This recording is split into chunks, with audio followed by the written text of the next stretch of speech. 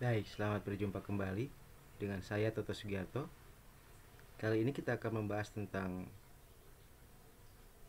koalisi besar, ya.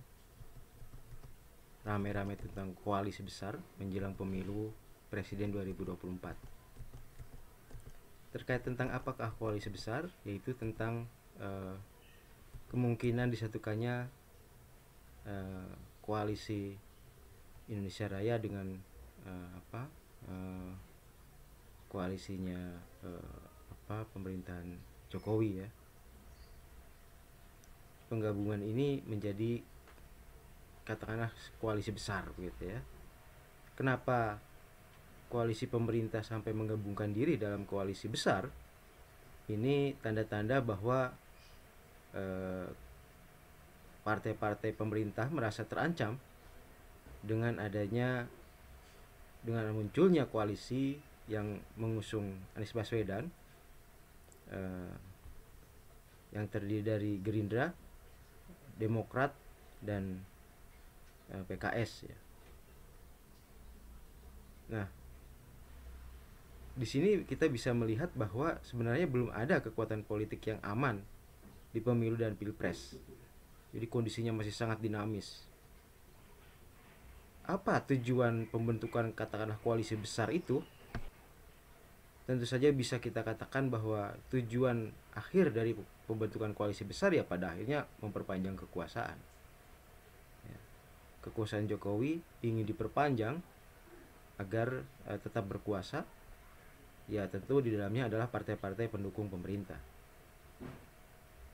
Nah, komunikasi untuk mencapai tujuan itulah kemudian memunculkan urgensi munculnya koalisi besar. Nah, sedangkan di Pilpres 2024 nanti kemungkinannya ya kalau koalisi besar terwujud dan solid, maka akan ada dua calon presiden, ya, yaitu Anies Baswedan dan kemudian calon presiden dari koalisi besar. Kenapa membuat koalisi besar? Ya tujuannya untuk menyatukan banyak kekuatan, dilandasi pemikiran perlunya kekuatan besar. Untuk apa? Untuk mengalahkan kekuatan besar lawan. Dalam konteks pilpres, koalisi besar diperlukan untuk mengalahkan tokoh yang amat populer di tengah masyarakat. Jadi konsepnya mengepung. Tokoh populer itu yang dikhawatirkan akan memenangkan persaingan dikepung oleh semua parpol yang sekarang berkuasa. Dengan demikian maka kekuasaan bisa dipertahankan.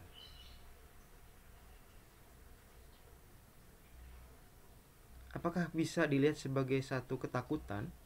Bisa saja bahwa koalisi ini adalah koalisi ketakutan. Koalisi ketakutan yang sangat khawatir akan kehilangan kekuasaan sehingga perlu kekuatan besar. Ketakutan ini terlihat dari begitu sibuknya Presiden Jokowi yang mendatangi Prabowo, bertemu Prabowo, kemudian bersama elit partai pemerintah tanpa Bu Mega ya bertemu, kemudian bersama Ganjar Pranowo. Ini ketakutan yang terlihat gitu. Keinginan untuk memperpanjang kekuasaan yang nyata terlihat.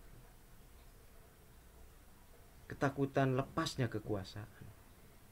Nah, koalisi besar ini hampir mencapai 50% sekarang ini kalau seandainya mereka bersatu. Dan jika ditambah dengan PDIP yang kemarin tidak diajak untuk kumpul-kumpul itu, maka kekuasaannya bisa menjadi sekitar 70%, ya. Luar biasa. Jadi koalisi besar itu menjadi koalisi yang sangat besar, super jumbo. Nah, tetapi apakah koalisi super jumbo itu akan dengan sendirinya menghasilkan kemenangan bagi calon presiden? Belum tentu. Karena yang milih kan rakyat, bukan partai. Dan partai belum tentu bisa digambarkan sesuai dengan besarnya koalisi partai gitu.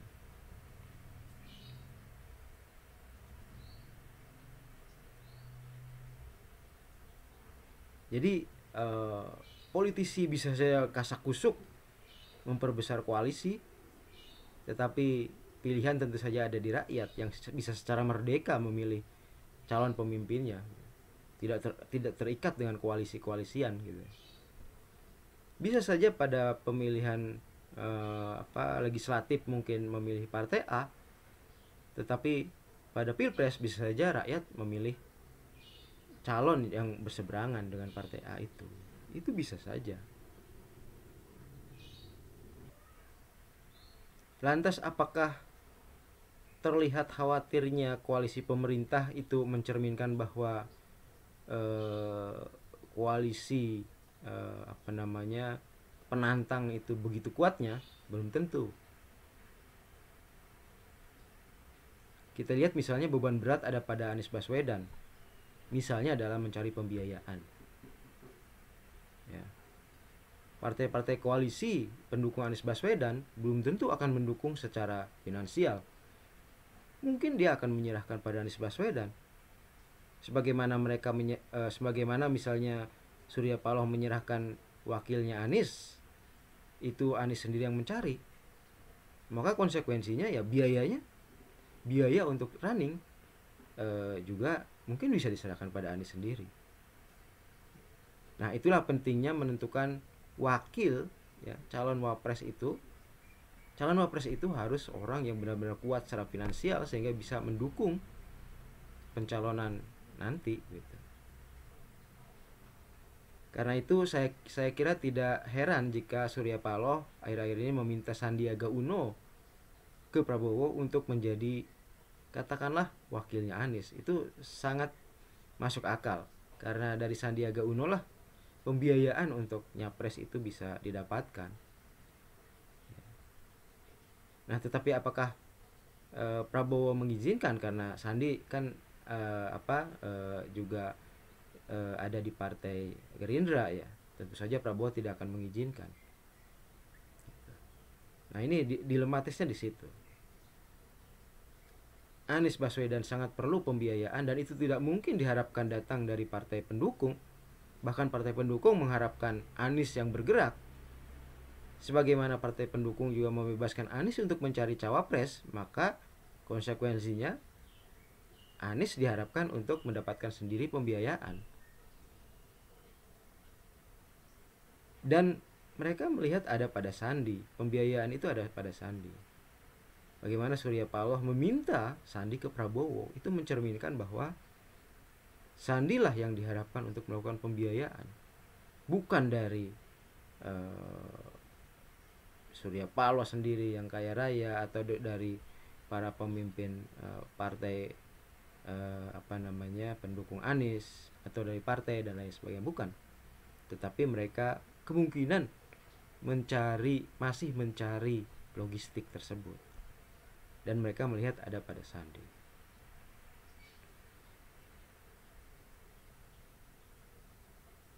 Nah, jadi saya kira dua sisi kekuatan politik itu juga masih problematis, masih menghadapi berbagai masalah. Sekarang kita lihat efektivitas koalisi besar. Ya. Apakah koalisi besar berarti dukungan besar dari pemilih? Tadi saya katakan tidak. Ya, pemilih bisa saja di pemilu legislatif mendukung caleg dari partai A, tetapi bisa saja dia dalam pilpres mendukung capres dari partai yang berseberangan. Jadi jawabannya belum tentu. Capres yang mereka kehendaki itulah yang akan dipilih. Dan itu bisa saja lepas dari pilihan partai politik. Pemilih di sisi lain juga dia akan berhitung apakah pemerintah sekarang itu membuat dia makmur atau tidak, gitu, pemerintahan Jokowi ini.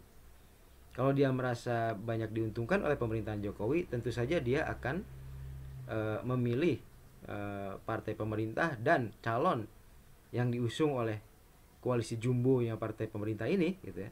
Tetapi kalau rakyat atau dia merasa tidak diuntungkan oleh kekuasaan sekarang, maka bisa saja dia akan memilih calon penantang, kontender, ya.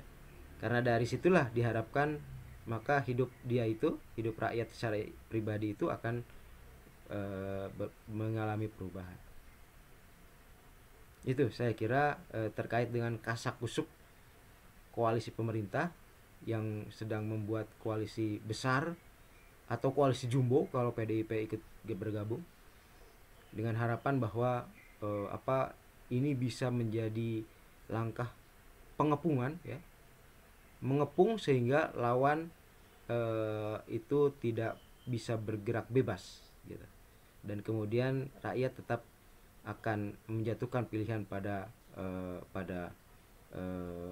status quo dan pemerintahan yang berjalan. Oke, saya kira itu analisis kita kali ini terkait dengan kasakusuk rebutan kekuasaan ya. Baik, terima kasih. Jangan lupa like dan subscribe.